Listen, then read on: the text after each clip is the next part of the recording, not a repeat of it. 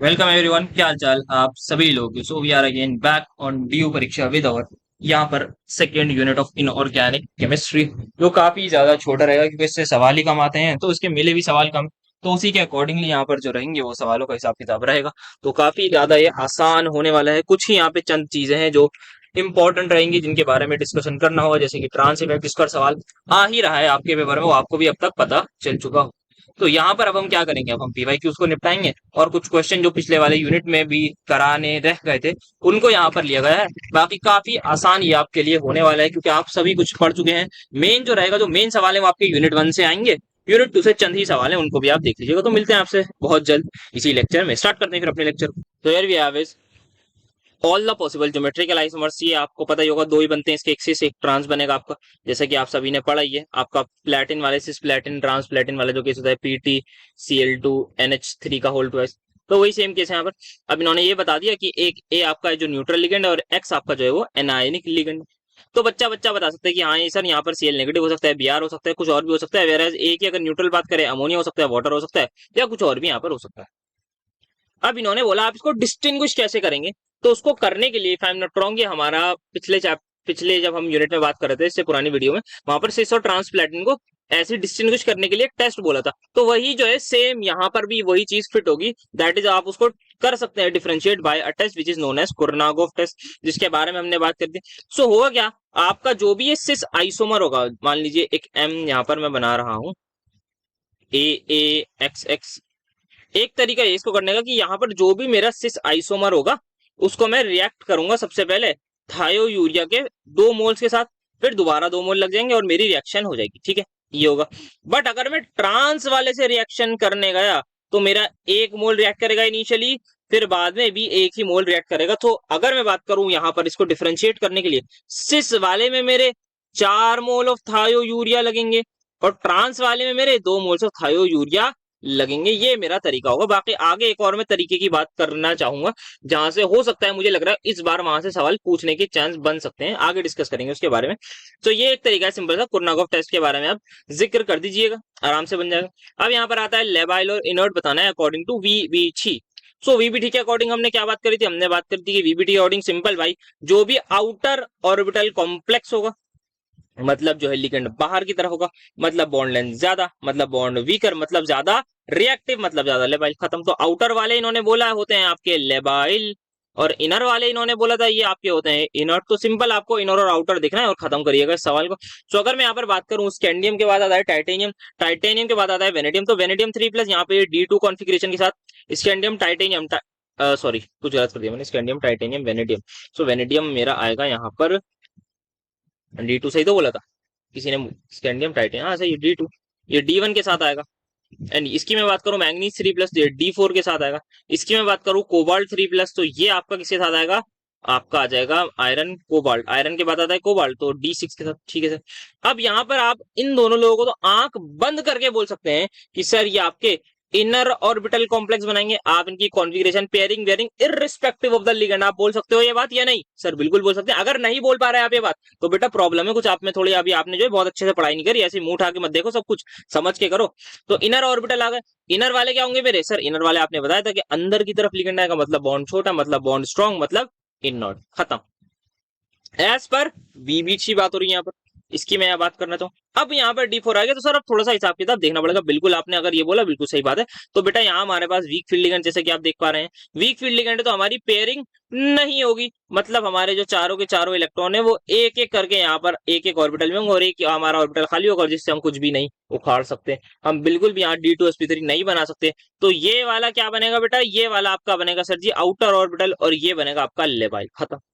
यहाँ पर आते हैं सर जी, यहाँ पर है आपका स्ट्रॉन्ग फील्ड लिगेंड साइनाइड्स। आप ये क्या कराएंगे, पेयरिंग करा देंगे। इन 6 के 6 इलेक्ट्रॉन्स को बोलेंगे आप 3 ही डब्बों में चुपचाप बैठिए, और यहां से वो D2sp3 करवा देंगे, जिसके साथ साथ वो बना देंगे आपका इनर ऑर्बिटल कॉम्प्लेक्स। और आपका जो वो है लेबाइलो यूनिट के अकॉर्डिंग तो हम बता दें, वो आपका सिंपल सा बन जाएगा इनर। तो बहुत मान के चलिए, एक सवाल पक्का आपको लेबाइलिटी या इनर्टनेस, लेबाइल और इनर्ट बताने को मिलेगा। हो सकता है वो VBT हो सकता है, CFT हो सकता है, कुछ भी ना लिखा हो। कुछ भी ना लिखा हो तो मैं बोलूंगा दोनों से कर दिएगा एक्सप्लेन। बाकी CFT वाला मतलब फेवरेट लगेगा, बट हाँ ये कि किससे भी आप एक्सप्लेन कर दिएगा, कोई ऐसा दिक्कत की बात नहीं होगी। ठीक है।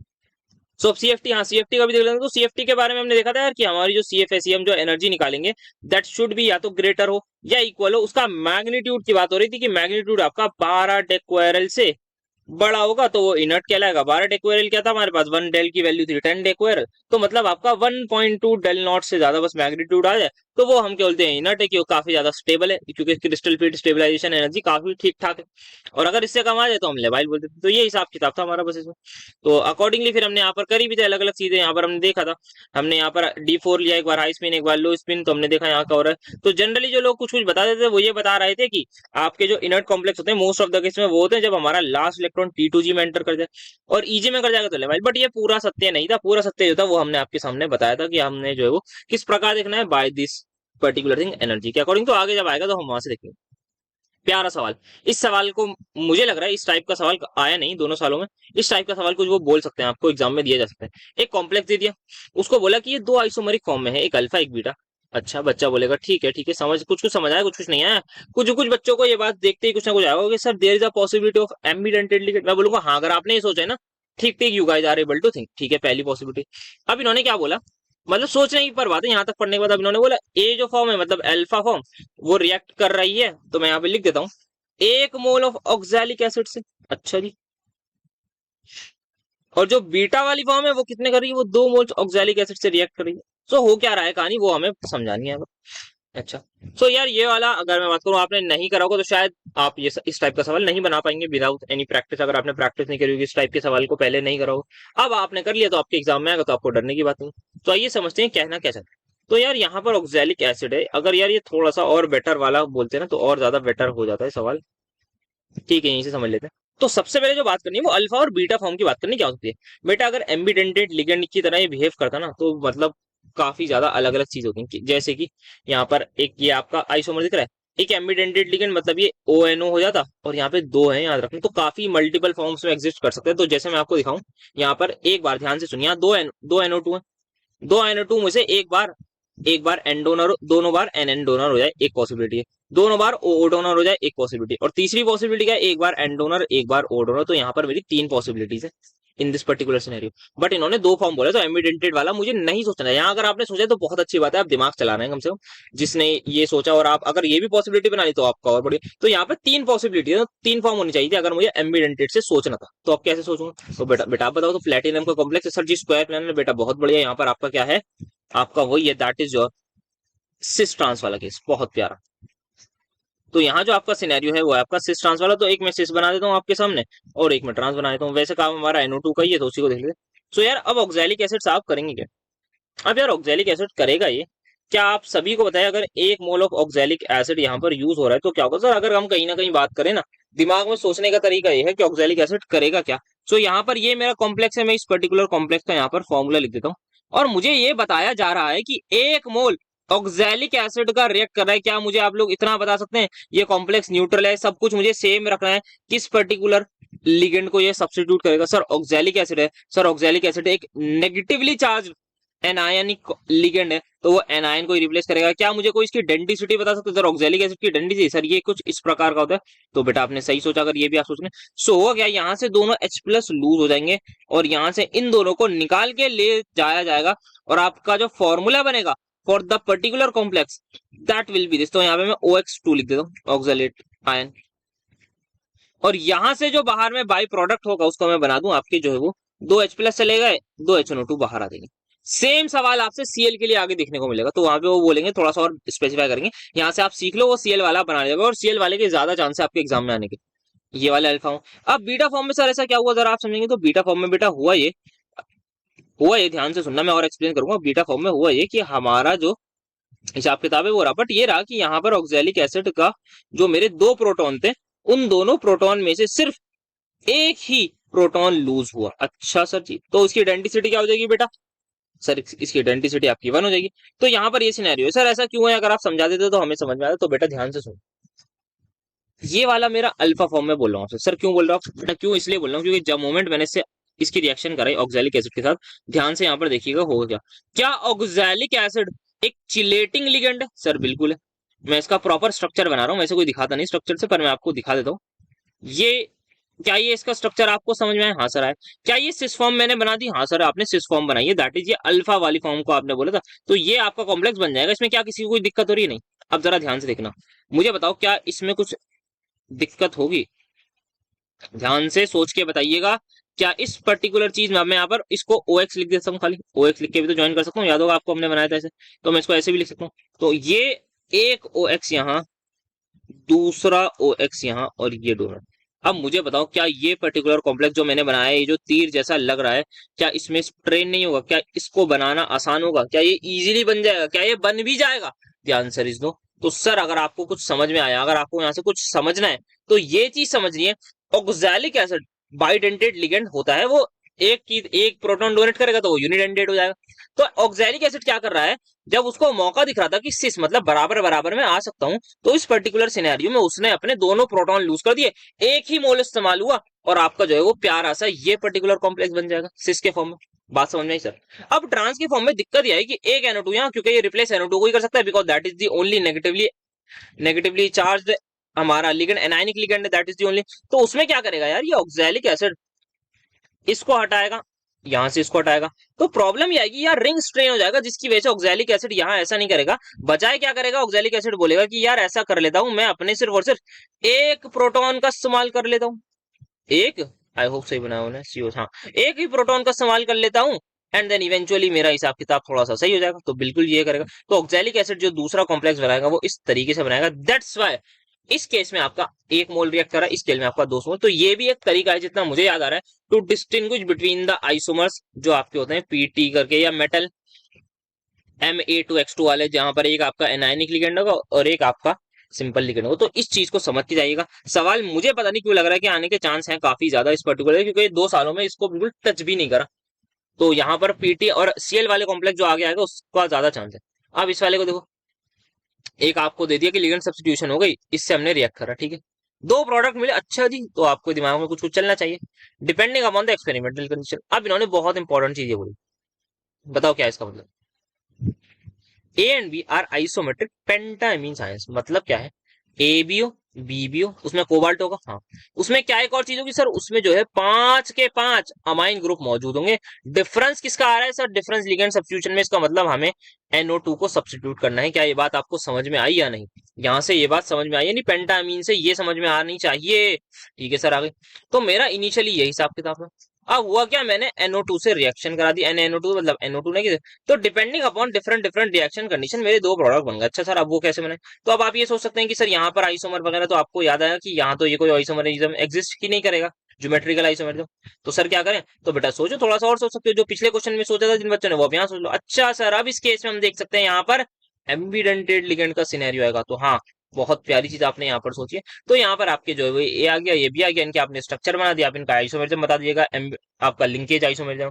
तो एक इंपॉर्टेंट चीज यहाँ से हमें सीखने को ये मिली कि अगर हम रिएक्शन करा रहे हैं किसी एम्बिडेंटेड लिगेंड से, तो अलग अलग एक्सपेरिमेंटल कंडीशन हो सकता है। इसकी जगह वो लिख दे, कुछ टेम्परेचर दे दे आपको, ना मुझे पता ना आपको पता कौन से टेम्परेचर पे रिएक्ट करेगा, बट वो दे देंगे भाई यहाँ पर ये रिएक्शन हो रही है, मान लेते हैं ऐसे ही मान रहा हूँ, एक रिएक्शन हो रही है 500 केल्विन में, एक रिएक्शन हो रही है 600 केल्विन में, दोनों में ही अलग अलग कुछ प्रोडक्ट बन रहा है। तो आप समझ जाइएगा कि अगर एक्सपेरिमेंटल कंडीशन डिफरेंट है, तो देयर इज अ पॉसिबिलिटी कि डोनर एटम में डिफरेंस आएगा। ये मुझे भी नहीं पता था, ना आपको भी नहीं पता होगा, जब मुझे नहीं पता, या हो सकता है आपको कुछ पता हो तो आप मुझे बता दीजिएगा प्लीज कमेंट या टेलीग्राम पर, मैं फिर उसके अकॉर्डिंग सीख लूंगा कुछ। तो ये पर्टिकुलर सिंपल सा सवाल था। अब यहाँ पर आते हैं सबसे पहले ये लेबाइलिटी और उस पर, तो यार यहाँ पर लेबाइलनेस वगैरह तो हम आराम से दोनों से बता सकते हैं, तो आप जिससे मर्जी चाहे आप उससे बता दीजिएगा। अगर यहाँ पर वेनेडियम वाले की बात करें, इसकी अभी अभी जस्ट बात करी थी, आयरन वाले की, इन सब की हम देखें तो यहाँ पर आपकी D6 कॉन्फ़िगरेशन, यहाँ पर आपकी D6 नहीं होगी सर जी, यहाँ पर स्कैंडियम टाइटेनियम क्रोमियम है ना, तो आपका D5 होना चाहिए, नहीं सर D4 होगा, हाँ बेटा D4 होगा, सॉरी। एंड यहाँ पर आपकी आ जाएगी क्या आएगी बताओ सर? ये तो है ना स्कैंडियम टाइटेनियम वेनेडियम, तो D2 आ जाएगी। तो ये यहाँ पर अगर हम देखें तो यहाँ पर आप दोनों ही मेरे हिसाब से, क्योंकि इन्होंने मेंशन नहीं करा, तो और मार्क्स अगर ये 3 नंबर का होगा तो आप खाली CFT से एक्सप्लेन कर दीजिएगा, according to CFT this is going to happen. अगर ये और ज्यादा नंबर का होगा तो आप इसको पूरा CFT भी बता दीजिएगा, इसके अराउंड VBT भी बता दीजिएगा, दोनों में से बता दीजिएगा कि इसके अकॉर्डिंग क्या बनना है। तो यहाँ पर आप दोनों के अकॉर्डिंग कर सकते हैं। तो अगर यहाँ पे मैं बात करूं CFT के अकॉर्डिंग, तो ये मेरे T2G में चारों इलेक्ट्रॉन, और यहाँ पर मेरे, एक सेकंड, नहीं सॉरी मैंने पेयरिंग गलत कहा, T2G में मेरे 3 इलेक्ट्रॉन क्योंकि वीक फील्ड लिगेंड है। Eg में मेरा 1 इलेक्ट्रॉन, यहाँ पर मेरे T2G में 1 2 3 4 इलेक्ट्रॉन, Eg में मेरे 2 इलेक्ट्रॉन क्योंकि वीक फील्ड लिगेंड है। अब इसके अकॉर्डिंग में यहाँ पर इसकी CFA से निकाल लूंगा, सो ये हो जाएगी मेरी 4 इंटू 0.6। बताना क्या होता है बेटा? सर 4 इंटू 0.6 आप सही बोल रहे हैं, एक सेकंड सोचने दो, नहीं नहीं गलत बताओ, 4 इंटू 0.4 आएगा, तो ये माइनस का 1.6 डेल नॉट प्लस का, यहाँ पर मैं अब 2 है तो उसको मैं 6 से मल्टीप्लाई करूंगा, तो प्लस का 1.2 del naught, so that will be equal to what, minus का 0.4 डेल नॉट। एंड ये क्या है, 12 डेकोरेल से कम है, ये क्या है आपका सिर्फ और सिर्फ 4 डेकोरेल है। तो यहाँ पर आपकी CFSC कम, और अगर आपकी स्टेबलाइजेशन एनर्जी कम, मतलब कहीं ना कहीं आपका ये लेबाइल की कैटेगरी में आएगा। सिमिलरली आप इसकी भी निकाल लीजिए, इसका मेरे हिसाब से आ जाएगा -1.2 डेल नॉट प्लस का 0.6 del naught, that will be equal to what बेटा, माइनस का 0.6 डेल नॉट, और अगेन ये आ जाएगा -6 डेकोरेल, और ये भी आपका मेरे हिसाब से लेबाइल की कैटेगरी में आ जाएगा। बाकी एक काम आप और करना, बैठे बैठे इसको जो है वो VBT से भी निकाल लेना, मजा आएगा आपको भी, हमें भी। ये वाला तो आपको आ ही जाएगा मेरे हिसाब से, इसका आ जाएगा कितना, T2G में दोनों इलेक्ट्रॉन जाएंगे, तो T2G में गए तो यहाँ पर -0.8 डेकोरेल, तो ये भी मेरा -8 डेकोरेल आ रहा है। तो ये भी मेरा अकॉर्डिंग टू उसके अकॉर्डिंग तो सारे ही लेवाइल आ रहे हैं, बट ठीक है अगर आ रहे हैं तो कोई दिक्कत नहीं है, हो सकता, आई होप मैंने कैलकुलेशन में मिस्टेक ना करिए। तो CFT के अकॉर्डिंग सारे लेवाइल आ रहे हैं। अगर हम बात करें VBT लगाऊं, तो VBT के अकॉर्डिंग अगर मैं बात करूं, यहाँ पर ये कौन सा बनाएगा सर, ये बनाएगा इनर ऑर्बिटल, और इनर वाले आपके होते हैं स्टेबल, तो इन उसके अकॉर्डिंग ये इनर्ट आएगा। इसकी अगर मैं बात करूं अकॉर्डिंग टू VBT, तो VBT के अकॉर्डिंग ये D4 है, यहाँ पर वीक फील्ड लिगेंड है, तो ये आउटर ऑर्बिटल ही बनाएगा क्योंकि चारों अनपेड इलेक्ट्रॉन्स रहेंगे, तो यहाँ पर ये मेरा बन जाएगा लेबाइल। सिमिलरली ये भी मेरा बन जाएगा लेबाइल। तो इस तरीके से आप लोग देख सकते हैं कैसे करना होगा सवालों को, डिपेंडिंग अपॉन मार्क्स। बाकी आप लोग अपने टीचर से एक बार पूछ के हाँ मुझे भी बता दिएगा कि कौन सा वाला करें अगर हम, तो दोनों से आप देख सकते हैं। ये मेरी VBT का एक्सप्लेनेशन है, ये मेरा CFT, तो CFT से मेरे हिसाब से चारों के चारों क्या आ रहे हैं, लेबाइल आ रहे हैं। बाकी आप लोग देख लीजिएगा और मुझे बता दीजिएगा अगर कोई मिस्टेक हुई है। So before moving towards 9th वाला ये जो ऊपर क्वेश्चन है, एक बार ट्रांस इफेक्ट की सीरीज देख लेते हैं, थोड़ा सा मोटा मोटा आइडिया ले लेते हैं। क्या जैसे CN नेगेटिव आपको पता होना चाहिए, क्या होना चाहिए, आपको पता होना चाहिए ये थायो यूरिया काफी आगे आदमी है, आपको पता होना चाहिए NO2 नेगेटिव का है, आपको इन लोगों का आइडिया होना चाहिए इसका।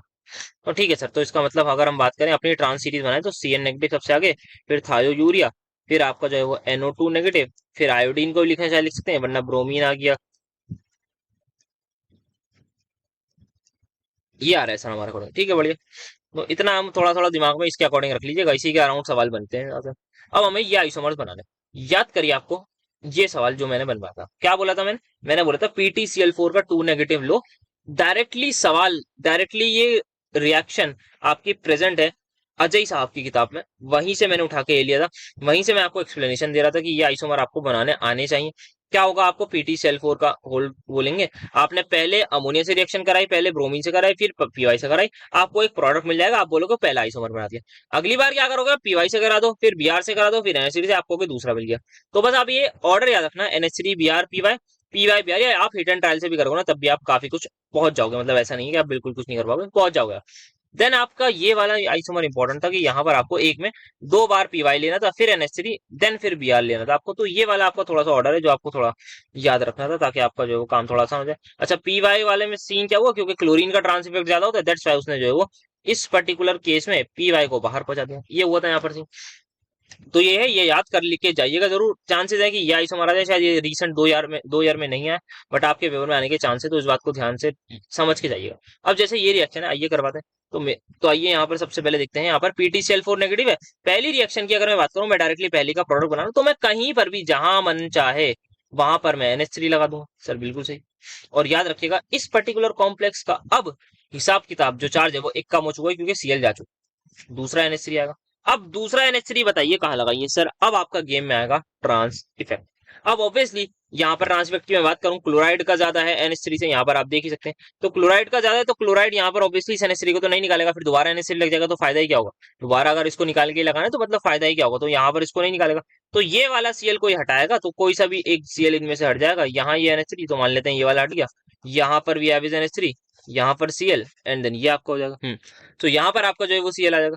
अब यहाँ पर मैं देखूं, लाइट चली गई जरा, यहाँ पर क्या देख रहा था मैं, ठीक है, यहाँ पर ये बन गया, तो ये आपका पहला प्रोडक्ट बन गया। अब दूसरे में मैं बात करूं, यहाँ पर आपका NH3 का होल है, तो पहले केस में यहाँ पर मैं बात करूं, यहाँ पर आप तीनों जगह NH3 लगा दीजिए और मान लेते हैं मैं यहाँ पर एक जगह Cl लगा रहा हूँ। ना मुझे बताइए किसका ट्रांस इफेक्ट ज्यादा है? सर Cl का ज्यादा है, तो Cl अपने ट्रांस पर प्रेजेंट अमोनिया को हटा के Cl इस बार लगा देगा, क्योंकि ऑब्वियसली रिएक्शन मेरी बैकवर्ड में नहीं जा रही, मेरी रिएक्शन कहीं और जा रही है, तो इस वाले को हटा दिया जाएगा।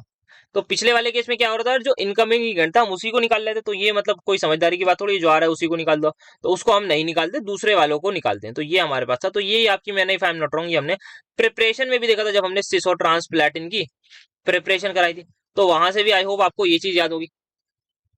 अब यहाँ पर इस पर्टिकुलर सवाल पर आते हैं। पहले हम रिएक्शन वाला देख लेते हैं, बाकी अच्छा ये पुराने वाले टॉपिक पर है, इस वाले रिएक्शंस को हम देख लेते हैं यहाँ पर। तो यहाँ पर मैं पहले तो कहीं पर भी NO2 लगा देता हूँ, सब जगह Br है, Br Br, और यहाँ पर मैंने NO2 नेगेटिव लगा दिया मान लीजिए, और चार्ज मेरा सेम रहेगा, ठीक है। अब इसकी रिएक्शन में करा रहा हूँ अमोनिया से, बता दो जरा मुझे ट्रांस इफेक्ट किसका ज्यादा होता है? सर ऑब्वियसली ट्रांस इफेक्ट हमारे NO2 का ज्यादा है Br से, तो NO2 क्या करेगा, निपटा देगा किसको, Br को, अपने ट्रांस वाले को। तो यहाँ पर आपका ब्रोमीन के रिस्पेक्ट में ट्रांस प्रोडक्ट मिलेगा, ब्रोमीन के रिस्पेक्ट में ट्रांस प्रोडक्ट मिलेगा इन द फर्स्ट सिनेरियो। बहुत बढ़िया, बहुत प्यारा। इस वाले में भी आ जाओ, क्योंकि ऑनलाइन वाले का तो इसलिए आपको ये नया सा लिगेंड देखने को मिल रहा है। इस वाले में आ जाऊं तो मुझे पता है ए तो मेरा मतलब सिंपल सा आदमी है, आप कहीं पर भी एक Pr3 लगा दो। अब जरा आओ, जरा ट्रांसफर देखना कितना ज्यादा होता है, मेरे हिसाब से Pr3 का काफी है, तो Pr3 भाई काफी आगे। तो Pr3 को भी चाहे तो हम सीरीज में ले आते हैं अपनी छोटी वाली, तो Pr3 इज प्रिटी मच आगे। तो Pr3 क्या करेगा, कहेगा भाई Cl आपका जाने का टाइम हो गया है, तो ये जो कॉम्प्लेक्स बनेगा this would be trans with respect to Cl only, तो यहाँ पर Pr3 आ जाएगा और यहाँ पर मेरा NH3 आ जाएगा। और एक इंपॉर्टेंट चीज अगर मैं बात करना चाहूँ यहाँ से, अब मेरा जो चार्ज था इस पर 1 नेगेटिव होगा और ये अब न्यूट्रल हो चुका होगा, तो इस चीज को आप ध्यान रखिएगा, दैट इज वेरी इंपॉर्टेंट, ठीक है जी। तो ट्रांस इफेक्ट का सवाल हो गया। अब यहाँ पर हम बात कर सकते हैं इन दोनों में, तो यहाँ पर देखो ये डेल नॉट का एक और अच्छा सवाल है, तो यहाँ पर हम देख लेते हैं। तो ये क्या है, मेरा RH है, rhodium if I am not wrong, और ये आइरिडियम। तो ये कॉपर के नीचे के लोग हैं सारे के सारे। तो अगर मैं बात करूं, मेरा कोबाल्ट है, फिर उसके नीचे RH आता है, फिर उसके नीचे IR आता है, ठीक है। इन्हीं के कॉम्प्लेक्स के बारे में बात करनी, तो मेरे हिसाब से आई होप मैं सही बोल रहा हूँ। यहाँ अगेन हमें डेल नॉट के ऑर्डर में लगानी है, ठीक है सर। तो कैसे लगाएंगे, तो अगर मैं बात करूं यहाँ कोबाल्ट है, कोबाल्ट है, कोबाल्ट है, कोबाल्ट वालों को पहले निपटा देते हैं, फिर बाद में इस पर आएंगे। सबसे पहले मैं देखूं यहाँ पर +3 चार्ज और यहाँ पर है मेरा +2 चार्ज, कौन जीतेगा सर, ये वाला। तो यहाँ पर मैं ABCDE बोल देता हूँ, तो बच्चा बच्चा बता देगा गली का कि C आगे है D से, बढ़िया।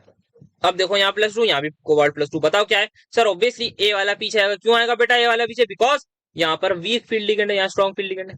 बच्चा बच्चा बता देगा, तो हमने ये CDA कर लिया।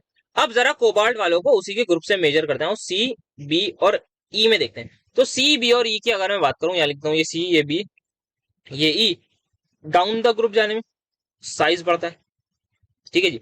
अगर मेरा यहाँ पर साइज बढ़ता है तो आपको इतना याद होगा, हमारा जो इफेक्टिव न्यूक्लियर चार्ज है वो क्या होता है, हमारा इफेक्टिव न्यूक्लियर चार्ज भी हमारा कहीं ना कहीं बढ़ जाता है, और हमारा जो डेल नॉट है वो भी बढ़ जाता है। तो जैसे जैसे हम नीचे जाते हैं साइज बढ़ता है, हमारा इफेक्टिव न्यूक्लियर चार्ज इंक्रीज होता है ओवरऑल, एंड हमारा जो है वो डेल नॉट भी बढ़ जाता है। तो इरिडियम वाला सबसे आगे आएगा मेरे हिसाब से, आई होप मैं कुछ गलती ना करूं। तो ई वाला सबसे आगे आएगा, फिर आएगा बी वाला, तो ई सबसे आगे, फिर बी, फिर मेरा सी आ जाएगा, और सी के आगे तो हमारी सीरीज है।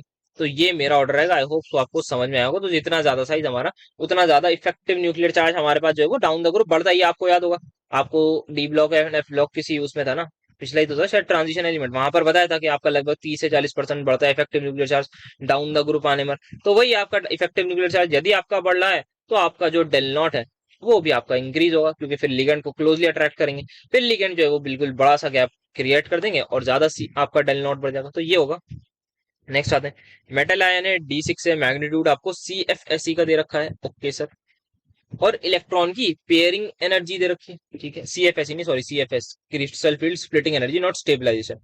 हमें बताना है कि ये हाई स्पिन होगा या लो स्पिन, ओके, और हमें इसकी CFSE ब्रेड करनी। तो यार बच्चा बच्चा बता देगा सर, ये जो डेल नॉट है ये बहुत ज्यादा दिख रहा है मुझे पीस, करा था ना हमने पिछले उसमें, दो देखो यहाँ पर इन्होंने पूछ भी लिया इस बार। यदि डेल नॉट बहुत ज्यादा होगा पीछे तो क्या होगा सर, एक ही चीज होगी, आपकी स्प्लिटिंग बहुत ज्यादा है, तो आपका स्ट्रॉन्ग फील्ड लिगेंड होगा, स्ट्रॉन्ग फील्ड लिगेंड होगा तो आपका ये लो स्पिन का कॉम्प्लेक्स होगा, यानी सर बिल्कुल होगा।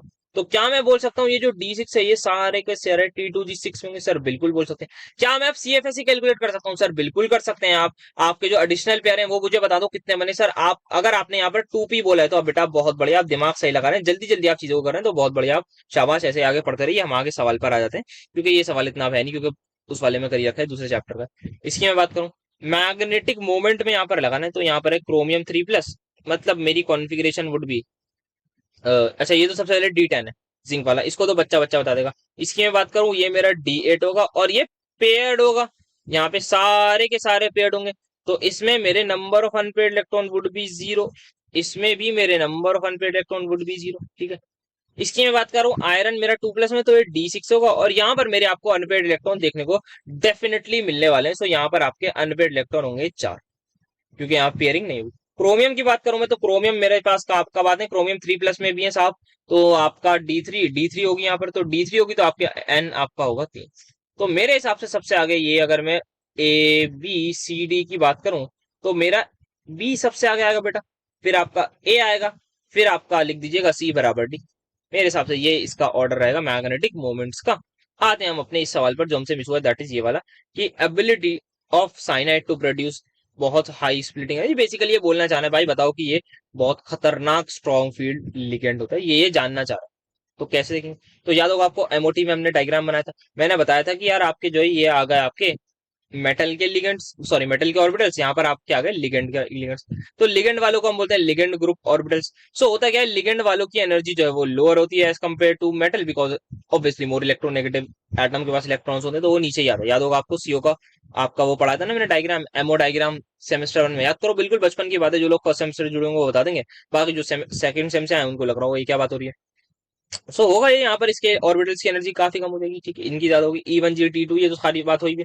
अब सबसे पहले A1G और A1G कंबाइन होंगे। अब होता क्या है यार, यहाँ पर आप देख सकते हैं हमारा जो बॉन्डिंग ऑर्बिटल है उसकी एनर्जी कम।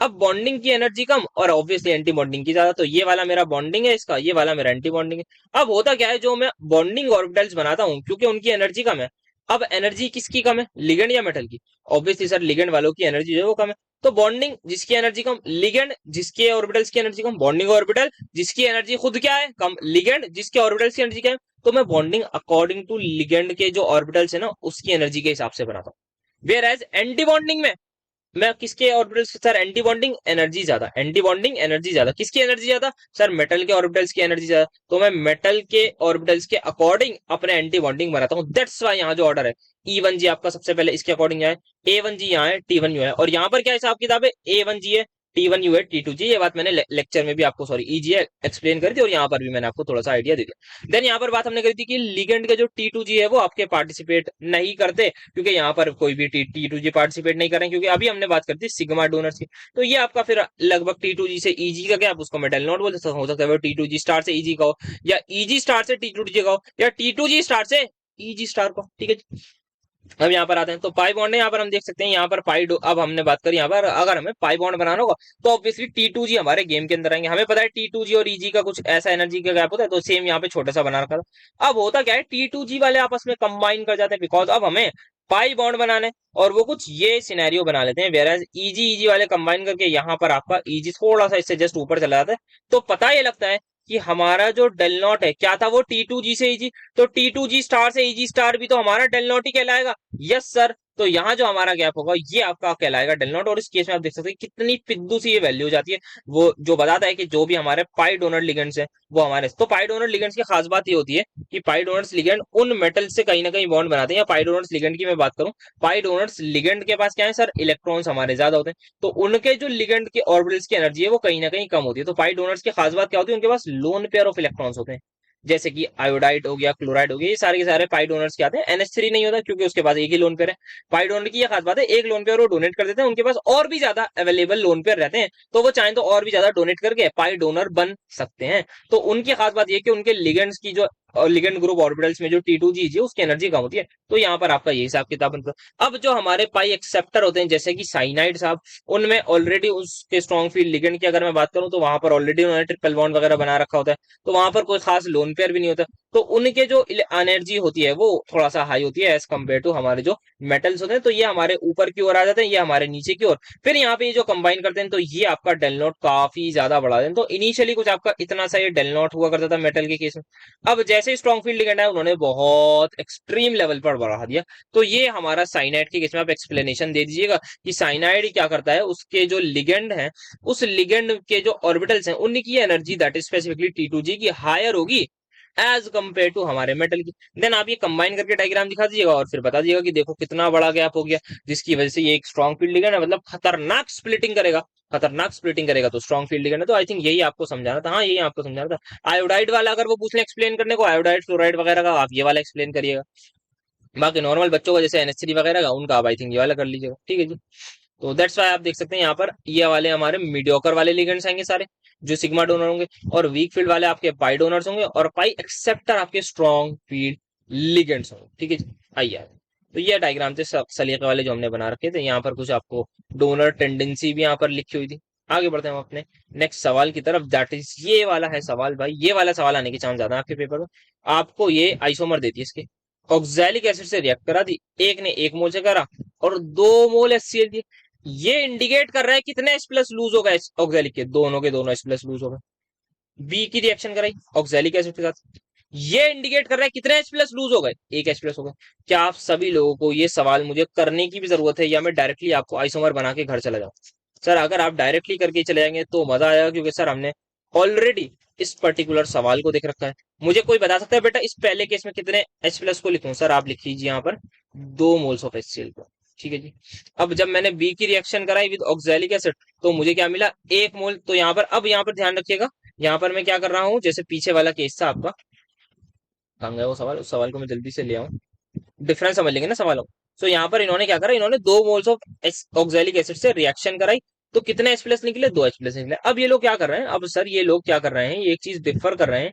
ये यहाँ पर ये डिफरेंस ला रहे हैं कि इन्होंने सिर्फ और सिर्फ एक ही मोल ऑक्सैलिक एसिड से रिएक्शन कराई, तो बताओ क्या होगा। तो सर अगर ये सिर्फ और सिर्फ एक ही मोल ऑक्सैलिक एसिड से रिएक्शन कराएंगे तो होगा ये, यहाँ पर हमारा सिनेरियो कुछ इस प्रकार रहेगा, और ये H प्लस लूज नहीं होगा, एज इट इज रहेगा, और एक HCl निकल जाएगा।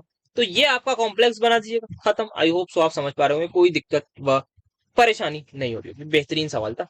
अब जैसे कि यहाँ पर आप देख सकते हैं, अगेन ये वाला सवाल आपसे पूछा गया था पहले, कभी पुराना है तो वो यही दिमाग वाले टाइम के सवाल है, जब दिमाग लगवा रहे थे। एग्जिस्ट करता है 2 फॉर्म में, अल्फा बीटा, तो सिस ट्रांस हो गई, ऑक्सैलिक एसिड से रिएक्शन कराई आपकी तो ये आपका बन गया, मतलब आपका एक ही ऑक्सैलिक एसिड लगा। इससे बीटे से कराई तो आपके जो है वो 2 मोल लगे। क्यों लगे आपको पता है, ट्रांसफॉर्म में होता है।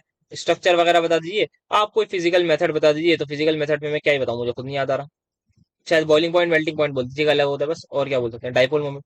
अब यहाँ पर अगर हम बात करना चाहिए, आइए इस सवाल को देखते हैं। तो इस सवाल की यदि मैं बात करना चाहूँ तो सबसे पहले तो आपको वही पता है कि कहीं पर भी आप NH3 लगा दीजिए, बाकी जगह ClCl होगा। अब बताना जरा ट्रांस इफेक्ट से ज्यादा है सर जी, ट्रांस इफेक्ट जो ज्यादा है वो Cl का ज्यादा है। अब यहाँ पर थोड़ा सा गेम रुकिए, समझते हैं। यहाँ पर पहले मैं नीचे वाला एक बना दूं ताकि साथ साथ चलेंगे इसको लेके। NO2 डिफरेंस समझ में आ जाएगा ना आपको, NH3। अब सबसे पहले तो इनकी ये बेवकूफी मुझे समझ नहीं आ रही, इन्होंने यहाँ NH3 से क्यों रिएक्शन करा दी। भाई ट्रांस इफेक्ट NO2 का ज्यादा, तो NO2 इसको बाहर कर देगा। अब लगेगा क्या NH3, तो मेरे हिसाब से मुझे लग रहा है यहाँ पे Cl होगा शायद। बाकी आप चेक कर लीजिएगा, मेरे हिसाब से यहाँ Cl लगवाना चाह रहा हूँ। तो जब वो रिएक्शन होगी तो ट्रांस इफेक्ट को मैं फॉलो करूंगा बहुत अच्छे तरीके से, DU की यहाँ पे टोपी पर NO2 के सामने मैं Cl लगा दूंगा तो मेरा काम बन जाएगा। ये तो सही लग रहा है। अगर NH3 होगा तो यार फिर मुझे यही रिएक्शन रोकनी होगी, तो मतलब क्यों ही फायदा होगा। इस वाले पर आओ जरा। अब इस वाले पर होगा क्या, यहाँ पर आपको पता है Cl का ट्रांस इफेक्ट ज्यादा है एज कंपेयर टू NH3। तो मेरे हिसाब से यार जो लॉजिकली रिएक्शन होनी चाहिए, मेरे हिसाब से जो लॉजिकली रिएक्शन होगी वो वही होगी, जैसे हमें पता है कि हमें इसको दोबारा नहीं हटाऊंगा मैं ऑब्वियसली, तो मैं इसको लात मार के इस बार बाहर करवाऊंगा। तो पीटी के सामने मेरा जो यहाँ जो ClCl है, या फिर आप किसी को भी करवा दीजिए, मैं सिस वाले की फॉर्म में रखना चाह रहा हूँ तो मैं इस वाले को एज इट इज रहने देता हूँ। यहाँ पे भी तो इस वाली की रिएक्शन के बारे में आप थोड़ा सा मुझे अपनी राय दिएगा क्या होगा। बाकी यहाँ पर जो मुझे लग रही है मिस्टेक वो यही है कि यहाँ Cl आना चाहिए लॉजिकली, तभी कुछ ना कुछ होगा। बाकी NH3 क्यों ही वो रिएक्शन करवाएंगे। तो ये वाला आप थोड़ा सा देख लीजिएगा, और इसका मेरे हिसाब से ये कॉम्प्लेक्स बनना चाहिए। बाकी आप लोग बता दीजिएगा अपनी राय। अच्छा यहाँ पर ये क्या है, अच्छा यहाँ पर मैंने लिया है ये, इसको आइसोमर को बनवाया, कैसे बनवाया, PtCl4 लिया, पहले अमोनिया से रिएक्शन कराई, PtCl4 लिया, पहले अमोनिया से कराई, फिर मैंने NO2 नेगेटिव से करा दी। तो NO2 नेगेटिव से, ठीक है यार बढ़िया बना दिया मैंने तो बिल्कुल सही। अब यहाँ पर मैंने कैसे करा है, अगर मुझे इसका ट्रांस आइसोमर बनाना है तो इसी में मैं पहले NO2 डाल दूंगा, बाद मैंने सीख दूंगा, ये भी बढ़िया, कोई दिक्कत की बात नहीं। तो यहाँ पर मैंने आपको ये उसमें भी करवा रखा है, दैट इज आपकी वीडियो में। ठीक है, तो ये हो गया आपके पास एक सवाल।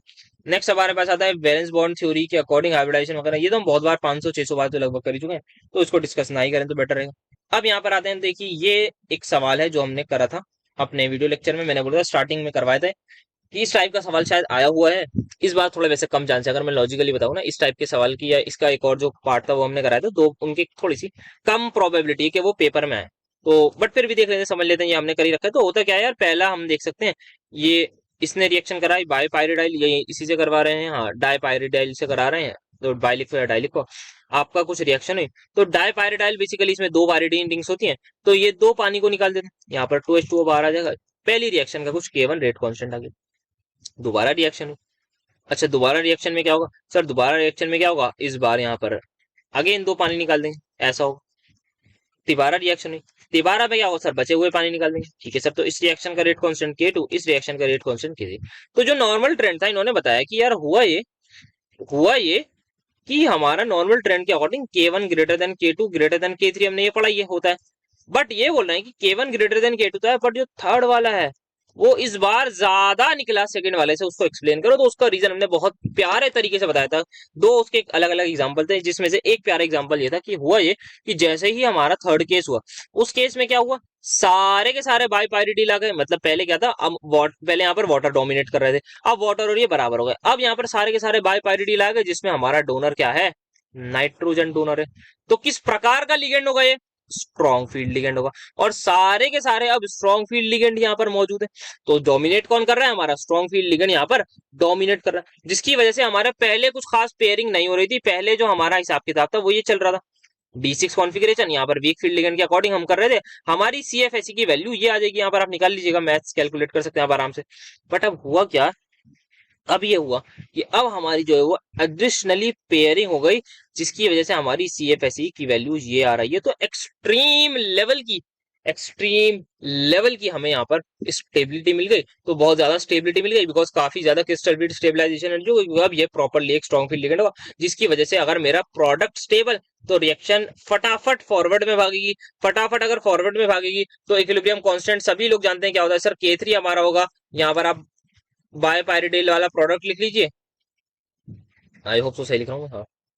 2+ डिवाइड बाय रिएक्टेंट, रिएक्टेंट में आपको पता ही क्या था, तो यहाँ पर आपके रिएक्टेंट, तो अगर मेरी प्रोडक्ट की कॉन्सेंट्रेशन ज्यादा, मतलब मेरी K3 ज्यादा, तो ये हुआ है। तो हुआ क्या मेरा, अगर ये स्टेबल होगा तो रिएक्शन फॉरवर्ड में, रिएक्शन फॉरवर्ड में आने का क्या मतलब है, इसकी कॉन्सेंट्रेशन बढ़ी, इसकी कॉन्सेंट्रेशन बढ़ने का क्या मतलब है कि हमारा K3 बढ़ा, और दैट्स वाई हमारा अल्टीमेटली K3 की वैल्यू ज्यादा होगी। तो अगर आप इस तरीके से सीक्वेंस में समझाएंगे, बहुत प्यारा आंसर आप लिख के आएंगे। और आई थिंक यही कुछ सवाल थे जो हमारे इस पर्टिकुलर यूनिट से दिखे थे, आए थे, इन्हीं के अराउंड घूमेगा। बाकी ट्रांस इफेक्ट को थ्योरीज वगैरह को एक्सप्लेनेशन करने के लिए बोला गया है, तो वो वाला हम एनईपी वाले पीवाईक्यूज वगैरह में देख लेंगे, एक आध जो पीवाईक्यू है उसमें देख लेंगे। बाकी यही कुछ सवाल जो मुझे मिले इस पर्टिकुलर यूनिट के, वो ये थे आपके सामने।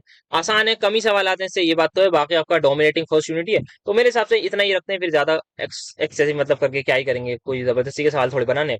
That's it for today's lecture, I hope so मजा आया होगा, आसान लगी होंगी आपको यहाँ पर मैक्सिमम चीजें जो थी, क्योंकि आसान ही सब कुछ था। तो मिलते हैं आपसे बहुत जल्द अब हेट्रोसाइक्लिक वाले लेक्चर के साथ, उसका भी देखते हैं कितना रहेगा, अकॉर्डिंगली वहां पर भी चीजों को करेंगे।